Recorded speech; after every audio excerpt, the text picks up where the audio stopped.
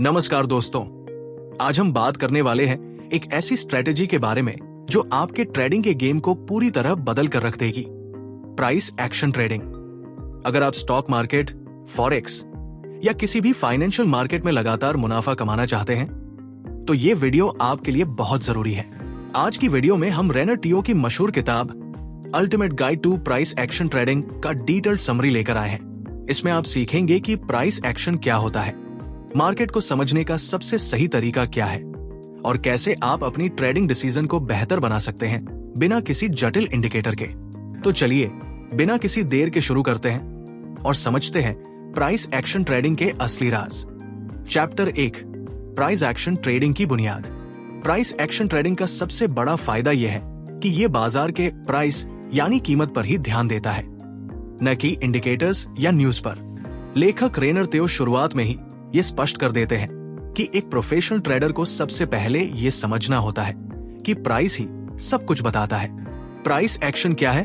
Price action का मतलब है चार्ट पर बनी candlestick patterns, support resistance levels और ट्रेंड्स को पढ़ना। इसका मकसद ये समझना होता है कि मार्केट में बायर्स और सेलर्स के बीच किसका दबाव ज्यादा है। मान लीजिए कि किसी स्टॉक का प्राइस 100 रुपए से 120 रुपए गया और वहां से फिर गिरना शुरू हो गया।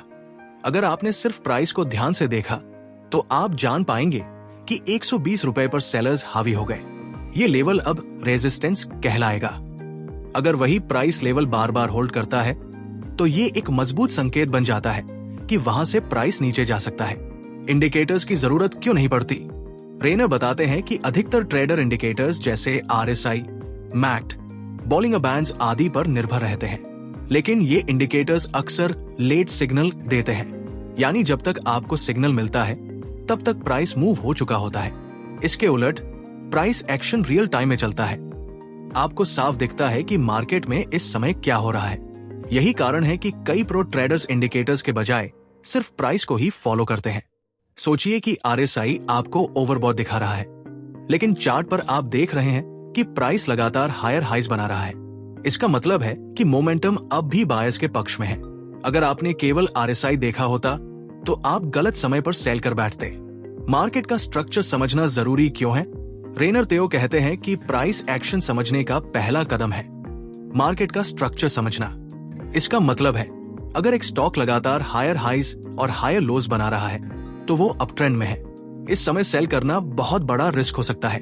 वही अगर प्राइस एक खास रेंज में ही घूम रहा है, जैसे 150 से 170 के बीच, तो ये रेंज बाउंड मार्केट है और इसमें ब्रेकआउट या ब्रेकडाउन का इंतजार करना सही रहेगा। सपोर्ट और रेजिस्टेंस कैसे पहचाने? सपोर्ट और रेजिस्टेंस प्राइस एक्शन का अहम हिस्सा है। ये वो लेवल होते हैं जहां पहले मार्केट ने रुक कर रिएक्ट किया है।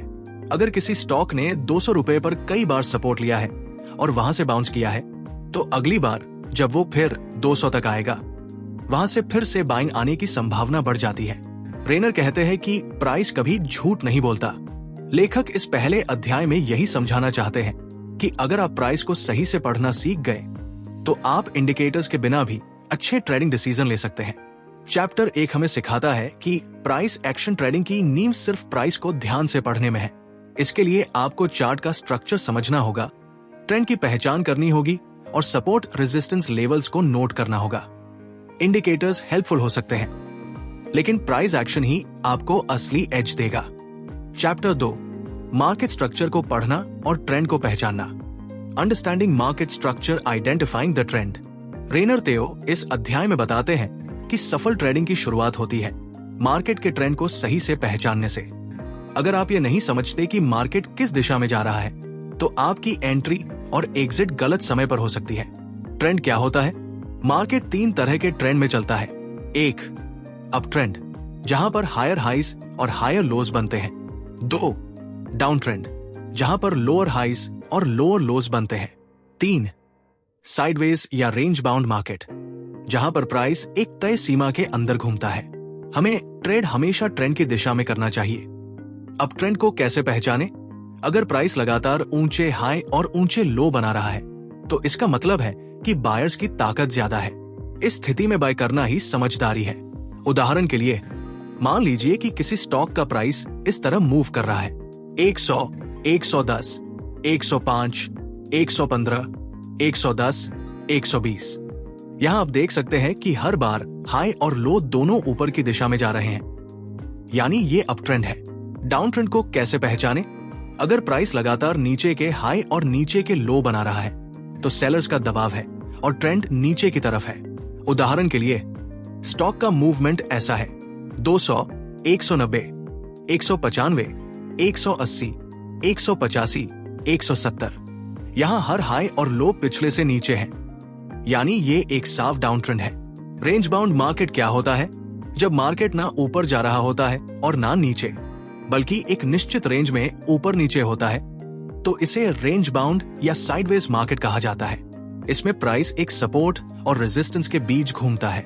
उदाहरण के लिए अगर किसी स्टॉक का प्राइस कई दिनों से 150 और 170 के बीच ही घूम रहा है तो ये एक रेंज है। जब तक ब्रेकआउट नहीं होता, इसमें केवल शॉर्ट टर्म ट्रेडिंग ही सही रहती है। ट्रेंड पहचानने में गलती कैसे ना करें? रेनर बताते हैं कि कई ट्रेडर्स गलती ये करते हैं कि बहुत जल्दी किसी छोटे प्राइस मूव को ट्रेंड रिवर्सल समझ लेते हैं। लेकिन एक सच्चा ट्रेंड तभी बदलता है जब स्ट्रक्चर टूटे, जैसे हायर लो की जगह लोअर लो बने, या फिर प्राइस एक मजबूत सपोर्ट रेजिस्टेंस को तोड़े। लेखक कहते हैं कि हमें एनालिसिस करते समय कुछ बातों का ध्यान रखना चाहिए। 1. हर टाइम फ्रेम पर ट्रेंड पहचानने की कोशिश न करें, एक ही टाइम फ्रेम पर टिके रहें। 2. छोटे प्राइस फ्लक्चुएशंस को ट्रेंड रिवर्सल मत समझें। 3. चार्ट के स्ट्रक्चर को पढ़ना सीखें, वही असली संकेत देता है। चैप्टर 2 हमें सिखाता है कि मार्केट स्ट्रक्चर को समझना प्राइस एक्शन ट्रेडिंग का सबसे जरूरी हिस्सा है। जब आप ट्रेंड को सही से पहचानना सीख जाते हैं, तभी आप सही दिशा में ट्रेड ले पाते हैं। याद रखिए, trend is your friend until it bends. Chapter 4, support और रेजिस्टेंस की ताकत को समझना, understanding the power of support and resistance. Rayner Teo इस अध्याय में हमें सिखाते हैं कि सपोर्ट और रेजिस्टेंस प्राइस एक्शन ट्रेडिंग के सबसे बुनियादी और शक्तिशाली कॉन्सेप्ट्स में से हैं। ये वो लेवल होते हैं जहां मार्केट बार बार रुकता है, पलटता है या ब्रेक करता है। इनकी सही पहचान करना ही अच्छी ट्रेडिंग का आधार है। सपोर्ट क्या होता है? सपोर्ट एक ऐसा प्राइस लेवल होता है जहां पर बायर्स सक्रिय हो जाते हैं और प्राइस को गिरने से रोकते हैं। उदाहरण के लिए अगर किसी स्टॉक का प्राइस बार बार 100 रुपए पर आकर रुक जाता है और फिर ऊपर जाता है तो 100 रुपए एक स्ट्रॉन्ग सपोर्ट है। इसका मतलब ये कि वहां बायर्स मौजूद हैं जो हर बार खरीदारी कर रहे हैं। रेजिस्टेंस क्या होता है? रेजिस्टेंस वो लेवल होता है जहां पर सेलर्स सक्रिय हो जाते हैं और प्राइस को ऊपर जाने से रोकते हैं। उदाहरण के लिए अगर कोई स्टॉक बार बार 150 रुपए पर जाकर नीचे गिरता है तो वो 150 रुपए का रेजिस्टेंस बन जाता है, यानी वहां सेलर्स प्राइस को दबाव में ला रहे हैं। Reversal of support and resistance.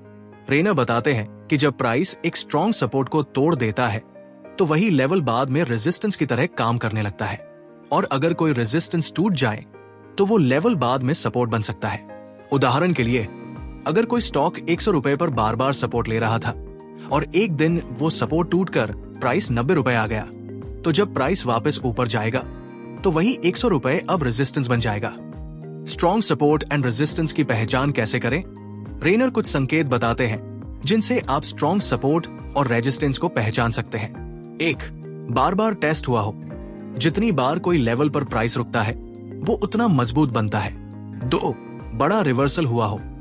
अगर किसी लेवल से प्राइस ने तेजी से दिशा बदली हो तो वो लेवल मजबूत है। 3. हाई वॉल्यूम के साथ रिएक्शन हुआ हो। अगर प्राइस किसी सपोर्ट रेजिस्टेंस पर हाई वॉल्यूम में रिएक्ट करता है तो ये संकेत है कि वहां इंस्टीट्यूशंस एक्टिव है। गलती जो नए ट्रेडर्स करते हैं। 1. एग्जैक्ट प्राइस पॉइंट को सपोर्ट रेजिस्टेंस समझना, जबकि ये एक जोन होता है। 2. हर बार बाउंस की उम्मीद करना, कभी कभी लेवल्स टूटते भी हैं, इसलिए कंफर्मेशन का इंतजार जरूरी है। सपोर्ट एंड रेजिस्टेंस से ट्रेड कैसे लें? रेनर कहते हैं कि सपोर्ट रेजिस्टेंस लेवल पर ब्लाइंडली ट्रेड नहीं करना चाहिए। पहले देखिए कि वहां प्राइस एक्शन कैसा बिहेव कर रहा है। अगर प्राइस सपोर्ट पर आकर एक बुलिश एंगल्फिंग कैंडल बनाता है तो ये एक स्ट्रॉन्ग बाय सिग्नल हो सकता है। वही अगर प्राइस रेजिस्टेंस पर जाकर रिजेक्शन कैंडल दिखाता है, जैसे शूटिंग स्टार, तो ये सेल का इशारा हो सकता है। चैप्टर 4 हमें सिखाता है कि सपोर्ट और रेजिस्टेंस प्राइस एक्शन ट्रेडिंग के सबसे जरूरी कॉन्सेप्ट्स हैं। ये वो लेवल्स है जहां मार्केट बार बार डिसीजन लेता है। इन्हें सही से पहचान कर और प्राइस बिहेवियर को ऑब्जर्व करके आप हाई प्रोबेबिलिटी ट्रेड्स कर सकते हैं। चैप्टर 5, सही समय पर एंट्री कैसे करें। Entry signals using price action. इस अध्याय में रेनर थियो बताते हैं कि प्राइस एक्शन को समझ लेने के बाद अगला सबसे अहम स्टेप है सही समय पर ट्रेड में एंट्री लेना। ट्रेडिंग में कब एंट्री लेनी है यह तय करना उतना ही जरूरी है जितना कि कहां एंट्री लेनी है। सपोर्ट और रेजिस्टेंस की पहचान करना तो जरूरी है, लेकिन अगर आपने गलत टाइम पर एंट्री ली तो आपकी ट्रेड प्रॉफिटेबल नहीं होगी। प्राइस एक्शन एंट्री ट्रिगर क्या होता है? एंट्री ट्रिगर वो प्राइस एक्शन संकेत होता है जो आपको बताता है कि बायर्स या सेलर्स ने कंट्रोल संभाल लिया है और अब प्राइस उस दिशा में मूव कर सकता है। रेनर कुछ पॉपुलर कैंडलस्टिक पैटर्न्स और सेटअप्स बताते हैं जो एंट्री के लिए हेल्पफुल होते हैं। 1. पिन बार बटा रिजेक्शन कैंडल। पिन बार एक ऐसा कैंडलस्टिक होता है जिसका विक लंबा होता है और बॉडी छोटी। इसका मतलब है कि प्राइस ने किसी डायरेक्शन में जाने की कोशिश की लेकिन रिजेक्ट हो गया। बुलिश पिन बार, लंबा निचला विक, बायर्स ने नीचे से खरीदारी की। बियरिश पिन बार, लंबा ऊपरी विक, सेलर्स ने ऊपर से सेलिंग की। अगर प्राइस सपोर्ट जोन पर आकर एक बुलिश पिन बार बनाता है तो ये एक अच्छा बाय सिग्नल हो सकता है। 2. Engulfing pattern, engulfing candles. Bullish engulfing, जब एक बड़ा ग्रीन कैंडल पिछले रेड कैंडल को पूरी तरह एंगल्फ कर लेता है। बियरिश एंगल्फिंग, जब एक बड़ा रेड कैंडल पिछले ग्रीन कैंडल को ढक लेता है। मान लीजिए रेजिस्टेंस जोन पर एक बड़ा बियरिश एंगल्फिंग कैंडल बनता है, ये एक स्ट्रॉन्ग सेल ट्रिगर है। 3. Breakout with strong candle. Rayner कहते हैं कि अगर कोई प्राइस स्ट्रॉन्ग कैंडल के साथ सपोर्ट या रेजिस्टेंस को तोड़ता है तो ये एक वैलिड ब्रेकआउट है, लेकिन एक कमजोर छोटा कैंडल, दोजी या स्पिनिंग टॉप से ब्रेकआउट हो तो फेक ब्रेकआउट का खतरा होता है। उदाहरण के लिए, अगर प्राइस 150 रुपए का रेजिस्टेंस बार बार टेस्ट कर रहा हो और एक दिन वो एक लंबी ग्रीन कैंडल के साथ उसे पार कर जाए तो ये एक वैलिड ब्रेकआउट एंट्री पॉइंट है। Some common mistakes to avoid. 1. बिना कंफर्मेशन के एंट्री लेना। सिर्फ सपोर्ट देखकर बाय कर लेना सही नहीं है। 2. छोटे कैंडल्स पर भरोसा करना। हमेशा स्ट्रॉन्ग प्राइस एक्शन का इंतजार करें। 3. Overtrading. हर रिजेक्शन या पैटर्न एंट्री लायक नहीं होता। रेनर हमें कुछ सलाह देते हैं। सपोर्ट रेजिस्टेंस को पहचानने के बाद वहां प्राइस एक्शन बिहेवियर को ध्यान से देखें। कैंडलस्टिक पैटर्न तभी माने जब वो की लेवल, सपोर्ट रेजिस्टेंस या ट्रेंड लाइन पर बने। पेशेंस रखें, अच्छे सेटअप का इंतजार करें। चैप्टर 5 में रेनर हमें सिखाते हैं कि सही एंट्री ट्रिगर पहचानना बेहद जरूरी है। सिर्फ सपोर्ट रेजिस्टेंस जानना काफी नहीं। जब तक आप प्राइस एक्शन से ये ना समझे कि बायर सेलर्स ने कब कंट्रोल लिया है, आपकी एंट्री वीक हो सकती है। पिन बार, एंगल्फिंग पैटर्न और स्ट्रॉन्ग ब्रेकआउट्स, ये सब प्राइस एक्शन के ऐसे सिग्नल्स हैं जो आपको हाई प्रोबेबिलिटी एंट्रीज दे सकते हैं। चैप्टर 6, स्टॉप लॉस और ट्रेड मैनेजमेंट। प्रोफेशनल की तरह ट्रेड कैसे करें। इस अध्याय में रेनर थियो एक बहुत ही अहम सवाल का जवाब देते हैं, क्या सिर्फ अच्छी एंट्री ही काफी है? उत्तर है नहीं। अगर आप एक प्रोफेशनल की तरह ट्रेड करना चाहते हैं तो सिर्फ एंट्री सिग्नल्स नहीं बल्कि स्टॉप लॉस और ट्रेड मैनेजमेंट में भी मास्टरी जरूरी है। स्टॉप लॉस क्यों जरूरी है? रेनर साफ कहते हैं कि हर ट्रेड सही नहीं होगी। मार्केट कभी भी आपकी उम्मीद के खिलाफ जा सकता है, इसलिए हर ट्रेड में आपको ये पहले से तय करना चाहिए कि अगर प्राइस इस लेवल तक जाता है तो मैं नुकसान स्वीकार करूंगा और ट्रेड बंद कर दूंगा। इसे ही स्टॉप लॉस कहते हैं और यही आपकी कैपिटल को बचाता है। नए ट्रेडर्स हमेशा कुछ गलती करते हैं, जैसे 1. स्टॉप लॉस नहीं लगाना, उम्मीद करना कि प्राइस वापस आएगा। 2. आर्बिट्ररी लेवल्स पर एसएल लगाना, जैसे कि 5 रुपए नीचे रख देते हैं। 3. बहुत टाइट एसएल लगाना, जिससे मार्केट हल्के मूव से भी एसएल हिट कर देता है। स्टॉप लॉस लगाने के सही तरीके। रेनर के मुताबिक एसएल हमेशा टेक्निकल इनवैलिडेशन पॉइंट पर लगाना चाहिए। उदाहरण के लिए, अगर आपने एक बुलिश पिन बार सपोर्ट पर देखा और बाय किया तो आपका एसएल उस कैंडल के नीचे होना चाहिए। क्यों? क्योंकि अगर प्राइस उस लो को तोड़ता है तो सेटअप ही इनवैलिड हो जाता है। एटीआर, एवरेज ट्रू रेंज का इस्तेमाल। रेनर प्रो ट्रेडर्स की तरह स्टॉप लॉस लगाने के लिए एटीआर इंडिकेटर का भी सुझाव देते हैं। ये मार्केट की वॉलेटिलिटी मापता है। उदाहरण के लिए, अगर एटीआर कहता है कि मार्केट रोजाना 10 रुपए तक मूव करता है, तो एसएल कम से कम 1x या 1.5x एटीआर दूर होना चाहिए, ताकि एसएल मार्केट नॉइज से हिट न हो। ट्रेड मैनेजमेंट सिर्फ एंट्री नहीं, एग्जिट भी स्मार्ट होनी चाहिए। रेनर बताते हैं कि दो ट्रेडर एक ही जगह एंट्री कर सकते हैं, लेकिन जिस तरह वे ट्रेड को मैनेज करते हैं, वहीं से असली फर्क पैदा होता है। ट्रेड मैनेजमेंट के तरीके: 1. Fix target exit. पहले से तय कर लो 1:2 रिस्क टू रिवॉर्ड पर निकलना है। 2. Trailing stop loss. जैसे जैसे प्राइस आपके फेवर में जाता है, आप एसएल को ऊपर नीचे शिफ्ट करते हैं। 3. Partial profit booking. प्राइस जब एक लेवल पार करता है, तो आप आधा प्रॉफिट ले लेते हैं और बाकी ट्रेड को रन करते हैं। उदाहरण के लिए, अगर आपने 100 रुपए पर बाय किया और 110 रुपए पर पहला टारगेट है, तो 110 रुपए पर आधा प्रॉफिट ले लो, बाकी का एसएल 102 रुपए पर ले आओ।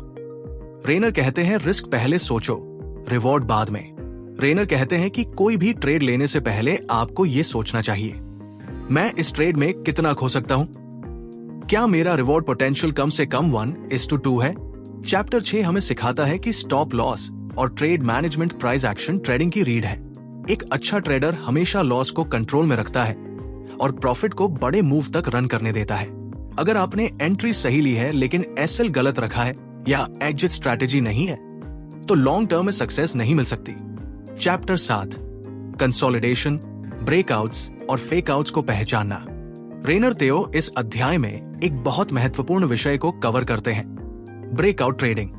बहुत से ट्रेडर्स ब्रेकआउट पर ट्रेड करते हैं, लेकिन अक्सर वो फंस जाते हैं फेकआउट्स में। इस चैप्टर में रेनर बताते हैं कि सही ब्रेकआउट कैसे पहचाने, फेकआउट से कैसे बचें, कंसोलिडेशन के दौरान मार्केट कैसे बिहेव करता है।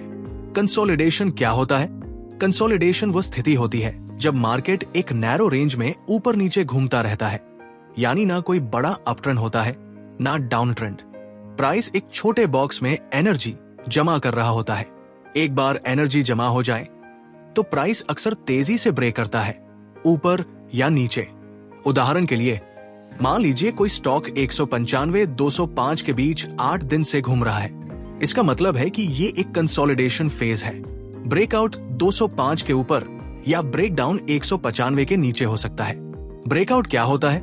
जब प्राइस कंसोलिडेशन रेंज से बाहर निकलता है, उसे ब्रेकआउट कहते हैं। रेनर कहते हैं कि हर ब्रेकआउट पर एंट्री लेना सही नहीं होता। हमें देखना होता है कि क्या ये ब्रेकआउट सच्चा है या धोखा, फेकआउट। फेकआउट क्या होता है? फेकआउट तब होता है जब प्राइस एक रेजिस्टेंस या सपोर्ट को ब्रीफली तोड़ता है, लेकिन तुरंत वापस रेंज में आ जाता है। उदाहरण के लिए, अगर कोई स्टॉक 200 का रेजिस्टेंस तोड़कर 203 तक जाता है, लेकिन तुरंत 198 पर गिर जाता है, तो ये एक फेक ब्रेकआउट, फेकआउट है। ऐसे में जो लोग 203 पर बाय करते हैं, वो फंस जाते हैं। सच्चा ब्रेकआउट कैसे पहचाने? रेनर कुछ की सिग्नल्स बताते हैं। 1. स्ट्रॉन्ग बॉडी कैंडल से ब्रेकआउट होना चाहिए। लॉन्ग विक और छोटी बॉडी वाले कैंडल्स पर भरोसा मत करो। 2. हाई वॉल्यूम पर ब्रेकआउट हो। वॉल्यूम बढ़ना चाहिए, जिससे पता चले कि इंस्टीट्यूशंस भी ट्रेड में हैं। 3. प्रीवियस स्ट्रक्चर का साफ ब्रेक होना चाहिए। अगर पुराना रेजिस्टेंस साफ कट गया हो और पुल बैक नहीं हुआ हो। Pullback entry versus breakout entry. Rayner 2 तरीकों से ब्रेकआउट पर ट्रेड करने का सुझाव देते हैं। 1. ब्रेकआउट एंट्री, जब प्राइस लेवल टूटते ही आप एंट्री लेते हैं, ज्यादा एग्रेसिव तरीका है। 2. पुल बैक एंट्री, जब प्राइस ब्रेकआउट के बाद वापस उसी लेवल को टेस्ट करता है और फिर मूव करता है, ज्यादा कंजर्वेटिव और सुरक्षित तरीका। उदाहरण के लिए, प्राइस ने 150 का रेजिस्टेंस तोड़ा और 155 गया, फिर वापस 150 पर आया और फिर से ऊपर जाने लगा। ये पुल बैक एंट्री का मौका है। फेकआउट से कैसे बचें? छोटे टाइम फ्रेम्स पर ट्रेड ना करें, ज्यादा नॉइज होती है। कंफर्मेशन कैंडल का इंतजार करें। वॉल्यूम जरूर देखें, स्ट्रक्चर के बाहर प्राइस सस्टेन कर रहा है या नहीं, ये जांचें। चैप्टर 7 में रेनर हमें सिखाते हैं कि हर ब्रेकआउट ट्रेड करने लायक नहीं होता। कंसोलिडेशन के बाद आने वाला ब्रेकआउट तभी असली होता है जब उसमें वॉल्यूम, प्राइस एक्शन कंफर्मेशन और प्रॉपर स्ट्रक्चर ब्रेक हो। फेकआउट से बचना और पुल बैक एंट्रीज का धैर्य रखना, यही प्राइस एक्शन ट्रेडिंग में सफलता की कुंजी है। चैप्टर 8, रिस्क रिवॉर्ड रेशियो, लंबे समय में जीतने की असली कुंजी, अंडरस्टैंडिंग रिस्क रिवॉर्ड। इस अध्याय में रेनर थियो बताते हैं कि ट्रेडिंग में प्रॉफिटेबिलिटी सिर्फ अच्छी एंट्री और स्टॉप लॉस से नहीं आती, बल्कि असली गेम होता है रिस्क रिवॉर्ड रेशियो और एक्सपेक्टेंसी का। बहुत सारे नए ट्रेडर्स हर ट्रेड में जीतने की कोशिश करते हैं, लेकिन रेनर समझाते हैं कि आपको हर ट्रेड में जीतने की जरूरत नहीं है, अगर आपकी ट्रेडिंग रणनीति का लॉन्ग टर्म एज मजबूत हो। रिस्क रिवॉर्ड रेशियो क्या होता है? रिस्क रिवॉर्ड रेशियो यह दर्शाता है कि आप कितना जोखिम ले रहे हैं बनाम कितना संभावित मुनाफा कमा सकते हैं। उदाहरण के लिए, अगर आपने किसी ट्रेड में 1000 रुपए का स्टॉप लॉस रखा है और 3000 रुपए का टारगेट है, तो आपका रिस्क रिवॉर्ड रेशियो हुआ 1:3, मतलब हर एक रुपया के जोखिम पर 3 रुपए का मुनाफा। रेनर कहते हैं कि एक सफल ट्रेडर वही होता है जो रिस्क छोटा और रिवॉर्ड बड़ा रखता है। बेहतर रिस्क रिवॉर्ड रेशियो के फायदे, आपको ज्यादा बार जीतने की जरूरत नहीं पड़ती। आपकी स्ट्रैटेजी थोड़ी भी सही हो तब भी आप प्रॉफिट में रहेंगे। कॉमन मिस्टेक्स जो नए ट्रेडर्स करते हैं: 1. लो रिस्क रिवॉर्ड रेशियो पर ट्रेड लेना, जैसे 1:1 या उससे कम। 2. सिर्फ विन रेट बढ़ाने की कोशिश करना। 3. आरआरआर को स्ट्रैटेजी से मैच न करना। 4. इमोशंस के चक्कर में एसएल हटा देना या टारगेट जल्दी ले लेना। लेखक कहते हैं, अपनी हर ट्रेड से पहले रिस्क रिवॉर्ड रेशियो कैलकुलेट करो। कम से कम 1:2 रिस्क रिवॉर्ड रेशियो रखो। हर ट्रेड पर रिस्क फिक्स रखो, जैसे 1% ऑफ अकाउंट। चैप्टर 8 हमें सिखाता है कि एक सफल ट्रेडर होने के लिए आपको हर बार जीतने की जरूरत नहीं है, लेकिन आपको स्मार्ट तरीके से रिस्क रिवॉर्ड को मैनेज करना आना चाहिए। हाई प्रोबेबिलिटी सेटअप्स प्लस अच्छा रिस्क रिवॉर्ड रेशियो प्लस सही mindset equals long term consistency. Rayner यही प्रोफेशनल सोच हर ट्रेडर को अपनाने की सलाह देते हैं। Chapter 9, trend trading with price action, trend को पकड़ो, प्रॉफिट को बड़ा बनाओ। रेनर थियो इस अध्याय में समझाते हैं कि अगर आप ट्रेडिंग में कंसिस्टेंट और बड़े प्रॉफिट्स बनाना चाहते हैं, तो आपको सिर्फ छोटी प्राइस मूवमेंट्स पर ध्यान नहीं देना चाहिए, बल्कि बड़े ट्रेंड्स को पकड़ना और राइड करना सीखना चाहिए। प्राइस एक्शन इस काम में आपका सबसे बड़ा हथियार बन सकता है, अगर आप सही तरीके से इसका इस्तेमाल करें। ट्रेंड ट्रेडिंग क्या होता है? ट्रेंड ट्रेडिंग एक ऐसी रणनीति है जिसमें आप मार्केट के मौजूदा ट्रेंड की दिशा में ही ट्रेड करते हैं। अगर मार्केट अप ट्रेंड में है तो आप बाय करते हैं, अगर मार्केट डाउन ट्रेंड में है तो आप सेल करते हैं। रेनर बताते हैं कि ट्रेंड के साथ ट्रेड करना ज्यादा सुरक्षित और फायदेमंद होता है, क्योंकि आप मार्केट की ताकत के साथ चल रहे होते हैं, उसके खिलाफ नहीं। ट्रेंड में एंट्री के 3 प्राइस एक्शन तरीके। 1. ब्रेकआउट एंट्री, जब प्राइस किसी कंसोलिडेशन या रेजिस्टेंस को तोड़ता है और नया हाई बनाता है।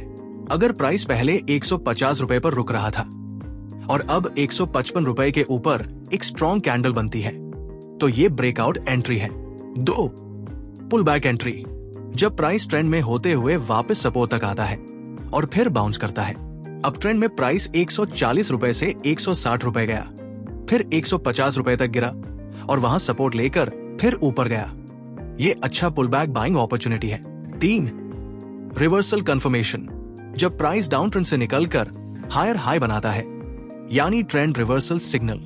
ट्रेलिंग स्टॉप लॉस का इस्तेमाल करें। रेनर कहते हैं कि ट्रेंड में सबसे बड़ी गलती होती है जल्दी प्रॉफिट ले लेना। ट्रेंड को राइड करने के लिए आपको एसएल को धीरे धीरे आगे बढ़ाना चाहिए, ताकि प्राइस आपके फेवर में चलते समय ज्यादा प्रॉफिट बने। उदाहरण के लिए, अगर आपकी एंट्री 100 रुपए और एसएल 90 रुपए पर है, तो जब प्राइस 120 रुपए पहुंचे, एसएल को 105 रुपए कर दो। फिर जब प्राइस 135 रुपए पर पहुंचे, तो एसएल को 120 रुपए ले आओ। इससे आप रिस्क भी कंट्रोल करते हैं और प्रॉफिट भी बढ़ाते हैं। ध्यान रखें, हर मूवमेंट को ट्रेंड मत समझो, कन्फर्मेशन जरूरी है। ओवर ट्रेड मत करो, स्ट्रॉन्ग ट्रेंड का इंतजार करो। ट्रेंड में पेशेंस सबसे बड़ा हथियार है। चैप्टर 9 में रेनर हमें सिखाते हैं कि प्राइस एक्शन के जरिए ट्रेंड को पहचान कर और सही जगह एंट्री करके आप छोटे छोटे गेन्स की जगह बड़े बड़े मुनाफे बना सकते हैं। ट्रेंड के साथ चलना यानी मार्केट की ताकत के साथ बहना, और यहीं से आता है असली कंसिस्टेंसी और growth. Chapter 10, reversal trading, trend के पलटाव को कैसे पकड़े और ट्रेड करें। रेनर तेओ इस अध्याय में एक चुनौतीपूर्ण लेकिन प्रॉफिटेबल रणनीति पर चर्चा करते हैं, रिवर्सल ट्रेडिंग। अधिकतर ट्रेडर्स ट्रेंड के साथ ट्रेड करना पसंद करते हैं, ट्रेंड फॉलोइंग।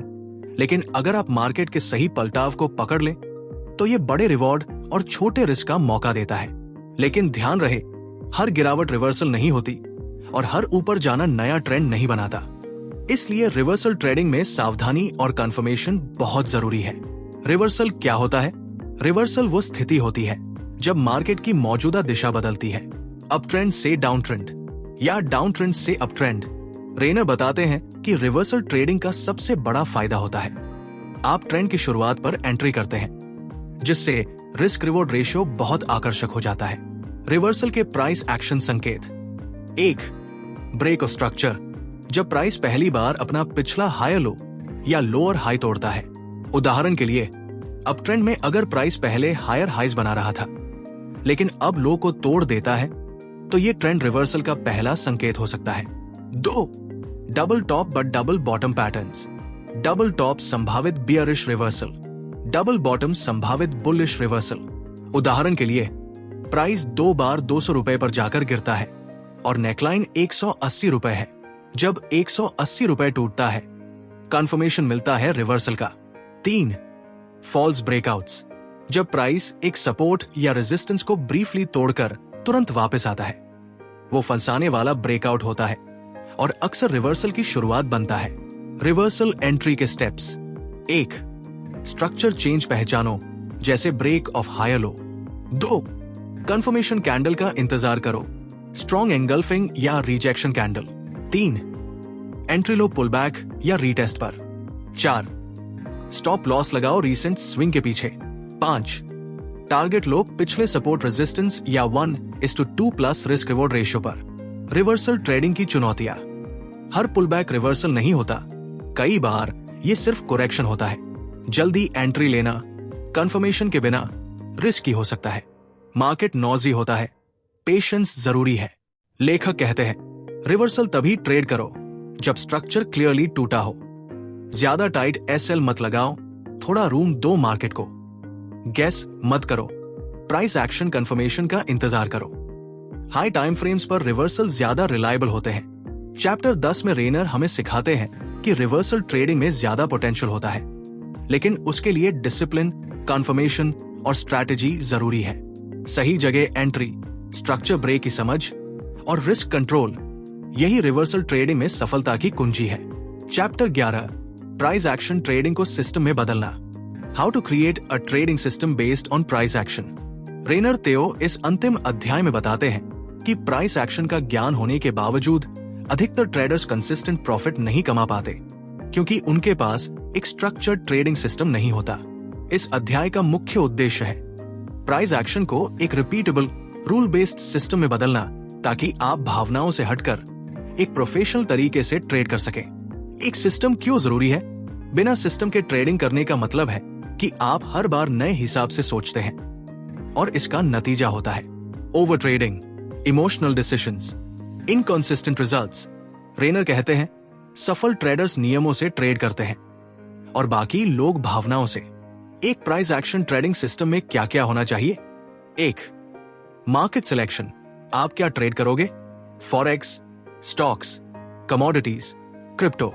आपका सिस्टम किस मार्केट में काम करेगा? उदाहरण के लिए, आप केवल लिक्विड और वॉलेटाइल स्टॉक्स में ट्रेड करने का नियम बना सकते हैं। 2. टाइम फ्रेम सिलेक्शन, आप किस टाइम फ्रेम पर काम करेंगे?